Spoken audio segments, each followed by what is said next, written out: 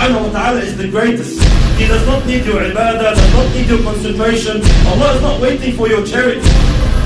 Allah's kingdom and dominion does not increase with your dhikr and tasbih and ruku' and sujood. We need Allah. We need Allah. We need Allah.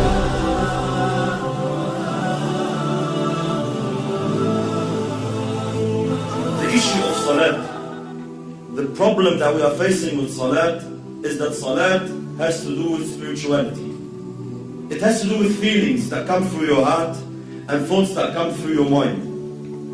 A successful Muslim, like Allah subhanahu wa ta'ala says, قَدْ أَفْلَحَ الْمُؤْمِنُونَ الَّذِينَ هُمْ فِي صَلَاتِهِمْ خَاشِعُونَ. Verily the believers are successful, they are the ones who have khushu' in their salat. They pray properly, they stand before Allah subhanahu wa ta'ala properly. A crucial step, a crucial cornerstone in achieving this target is to know who you're standing in front of. Who are you speaking to? Which words are you reading? These feelings, this set of feelings, they have to come through your heart, and the more they take you on, the more they are in your heart, the better your salat is. And the weaker these thoughts and feelings come to your heart, the weaker your prayer is. Most of us, my brothers and sisters, when we stand in our salat, we are daydreaming. That's the honest truth. 90% of us, we're daydreaming in our salat. We're not even thinking of what we are supposed to think about. The thought of thinking of something doesn't exist. Why? Because the intention is not there, the strength is not there, the understanding is not there. This is why briefly, inshallah, what feelings, what emotions must come through our hearts standing before Allah subhanahu wa ta'ala? How can we assist? How can we basically amplify these feelings? Number one, knowing who Allah subhanahu wa ta'ala is. Who am I talking to? Who am I standing in front of? Allah subhanahu wa ta'ala, my brothers and sisters, does not need us. Allah subhanahu wa ta'ala is the greatest. He does not need your ibadah, does not need your concentration. Allah is not waiting for your charity. Allah's kingdom and dominion does not increase with your dhikr and tasbih and ruku' and sujood. We need Allah. We should be honored. Every single one of us, the second you make takbir, the second you say Allahu Akbar, should be honored. That Allah subhanahu wa ta'ala has allowed you a window of opportunity to speak to Him, to stand before Him. This is why the ulama say, whoever wants to talk to Allah, he should pray. You want to talk to Allah, start praying. When you're praying, you are directly, with no barriers, with no intermediaries, with no interpreters, you are speaking to your Lord, your Creator. This is why very, very important that we realize who we're talking to, my brothers. It's a small brief hadith. You know, Allahu Akbar, the understanding we should have who Allah subhanahu wa ta'ala is. Muhammad sallallahu alayhi wa sallam says in the authentic hadith, أَطَّتِ السَّمَاء وَحُقَّ لَهَا أَنْ طَئِتْ. The heavens have squeaked. You know, when you jump on a horse or a camel, the saddle makes a squeaky noise from the weight. أَطَّتِ السَّمَاء وَحُقَّ لَهَا أَنْ طَئِتْ. The heavens have squeaked, and they have a right to squeak. مَا فِيهَا مَوْضَعَ أَرْبَعَ أَصَابِعَ. Our Prophet is saying, our teacher is saying, sallallahu alayhi wa sallam, there's no space of 4 fingers in all this universe. إِلَّا وَمَلَكٌ سَاجِدٌ لِلَّهِ تَعَالَى. Except that there is an angel who has prostrated his head before Allah subhanahu wa ta'ala. Every 4 fingers, billions and billions of angels, billions and billions of creations of Allah are continuously praising Allah subhanahu wa ta'ala. Allah subhanahu wa ta'ala says, تُسَبِّحُ لَهُ السَّمَوَاتُ السَّبْعُ. The 7 heavens and what it contains and what is in there. تُسَبِّحُ لَهُ السَّمَوَاتُ السَّبْعُ وَالْأَرْضُ, and the land, وَمَنْ فِيهِنْ, and everyone inside them, and everyone within their boundaries. تُسَبِّحُ لَهُ السَّمَوَاتُ السَّبْعُ وَالْأَرْضُ وَمَنْ فِيهِنْ وَإِن مِّن شَيْءٍ إِلَّا يُسَبِّحُ بِحَمْدِهِ وَلَكِنْ لَا تَفْقَهُونَ تَسْبِيحَهُ. Everything is praising Allah. Rock, land, tree, whatever it is praising Allah, glorifying Allah. وَلَكِنْ لَا تَفْقَهُونَ تَسْبِيحَهُ إِنَّهُ كَانَ حَلِيمًا غَفُورًا. But you don't understand, you don't comprehend the praise, you can't hear the praise. But everything is praising Allah. Allah is not in need of you. Allah is not in need of you standing, feeling obliged like most of us. Why do we pray?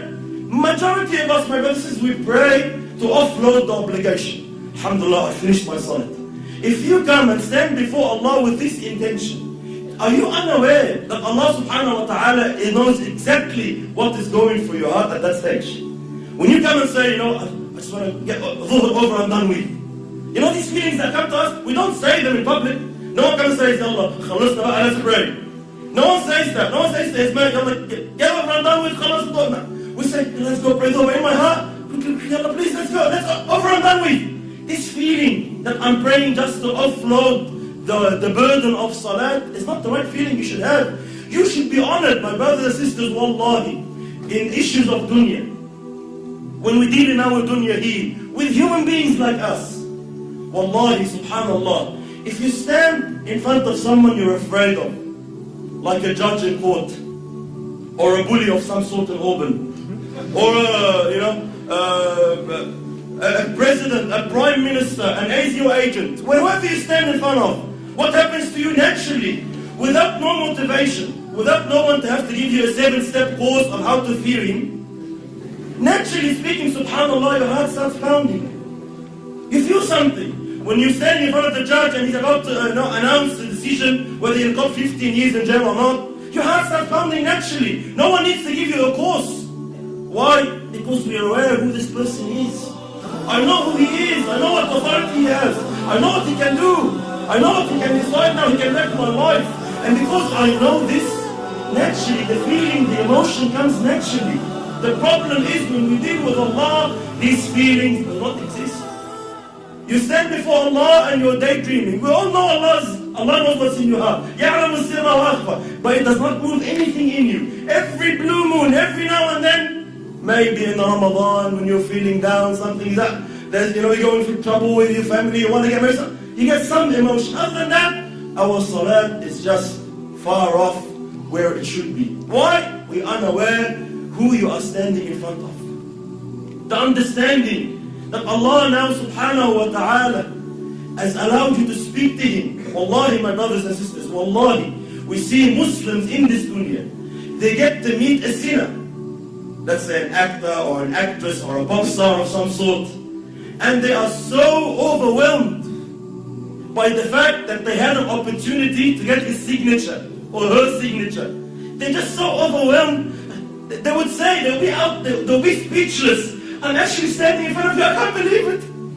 And they'll be so, they'll be so touched that, he's allowed them 5 minutes of his time. We have these feelings with mashayikh even. Sometimes the super shaykh comes from overseas, and we find all the boys and they're, Allah Akbar, I'm giving him salam, I can't believe it.